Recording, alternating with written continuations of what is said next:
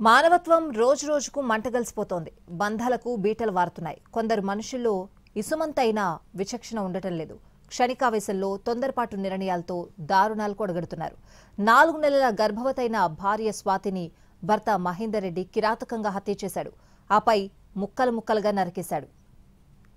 వికారాబాద్ జిల్లా కామారెడ్డిగూడకు చెందిన స్వాతి అదే గ్రామానికి చెందిన సామల మహేందర్ రెడ్డి ప్రేమించుకున్నారు. వీరిద్దరి ప్రేమ వ్యవహారం తెలుసుకున్న స్వాతి కుటుంబ సభ్యులు మహేందర్ రెడ్డిని ఒప్పించి వివాహం చేశారు. పెళ్లైన తర్వాత మొదటిసారి స్వాతి గర్భం దాల్చడంతో అబార్షన్ చేయించాడు. ఇద్దరి మధ్య పొరపొచ్చాలు రావడంతో మహేందర్ రెడ్డికి సర్ది చెప్పి అతని కుటుంబ సభ్యులు హైదరాబాద్ పంపారు. స్వాతితో కొన్ని రోజులుగా అయిష్టంగానే మహేందర్ జీవనం కొనసాగించినట్లు తెలుస్తోంది. 3 వారాల క్రితం బోడుపల్లోని బాలాజీ హిల్స్ లో అద్దెకు దిగారు. మహేందర్ రెడ్డి ర్యాపిడో నడుపుతుంటే స్వాతి ఇంటి వద్దే ఉంటుంది.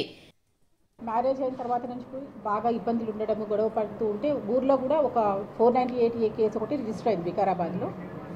ఆ తర్వాత ప్రాపర్గా కౌన్సిలింగ్ చేయడం అవన్నీ చేసిన తర్వాత వాళ్ళు కాంప్రమైజ్ అయిపోయిన తర్వాత క్యాస్ట్ ఎల్డర్స్ మధ్యన కూడా వీళ్ళు కాంప్రమైజ్ అయిన తర్వాత ఇక్కడ వచ్చి ఉంటున్నారు. ఇక్కడ ఉండి జాబ్ చేసుకునే టైంలో ఈ అమ్మాయి కన్సీవ్ అవుతుంది. సో ఇప్పుడు కన్సీవ్ అవ్వడం కంటే కూడా ముందర ఒక 1 year బ్యాక్ కూడా అమ్మాయి కన్సీవ్ అయితే కూడా అమ్మాయికి అబార్షన్ చేయించాడు. స్వాతి మహేందర్ మధ్య ఏం జరిగిందో తెలియదు. శనివారం మధ్యాహ్నం మహేందర్ రెడ్డి స్వాతిని ముక్కలుగా నరికాడు. తల, కాళ్లు, చేతులు వేరు చేసి మూసిలో పడేశాడు. మిగిలిన మొండాన్ని కవర్లో ప్యాక్ చేసి తీసుకెళ్లే పరిస్థితి లేకపోవడంతో గదిలోనే ఉంచాడు.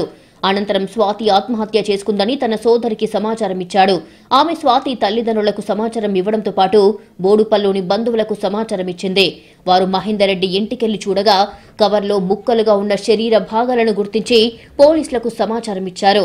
దీంతో మహేందర్ రెడ్డిని అదుపులోకి తీసుకుని పోలీసులు విచారిస్తున్నారు. యాక్సా బ్లేడ్ బోడుపల్ హార్డ్వేర్ షాప్లో కొనుక్కొని వచ్చి పెట్టుకున్నాడు.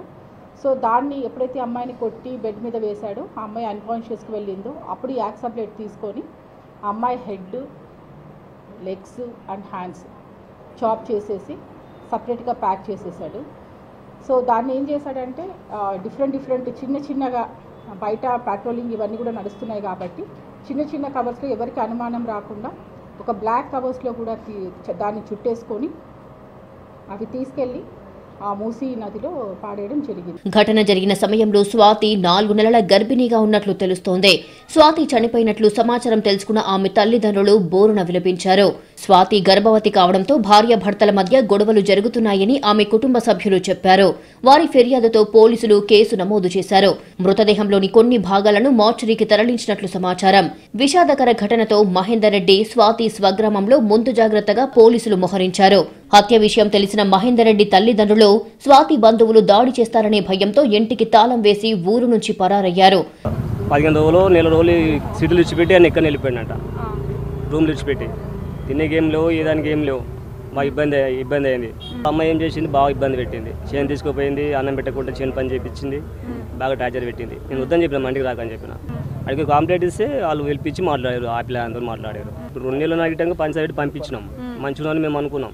ఫోన్ గిట్టంగా చేయలేకుండా మేడం మాకు. మేము గిట్ట ఫోన్ చేయలేదు, ఆమె గిట్ట ఫోన్ చేయదు. ఫోన్ చేస్తే కూడా తిట్టుండేనంట, ఎందుకు చేస్తామంట అని. మంచిగా చెప్పేసి మేము అనుకున్నాం. ప్రేమ వివాహం చేసుకుని బోడుపల్లో ఉంటున్న స్వాతి మహేందర్ మధ్య వైరానికి కారణాలేంటే, ఎందుకు చంపాల్సి వచ్చిందనే అంశంపై మేడిపల్లి పోలీసులు దర్యాప్తు చేపట్టారు. విచారణలో స్వాతి కాళ్లు, చేతులు, తల వేరు చేసి ప్రతాపసింగారంలోని మూసిలో వేసినట్లు నిందితుడు అంగీకరించాడు. దీంతో వాటి కోసం మహేందర్ రెడ్డితో కలిసి పోలీసులు గాలింపు చర్యలు చేపట్టారు. Clues teams, forensic, dog squad, DRF బృందాలతో వాటి కోసం గాలిస్తున్నారు. ఛాతి భాగాన్ని మాత్రం స్వాధీనం చేసుకున్నట్లు సమాచారం.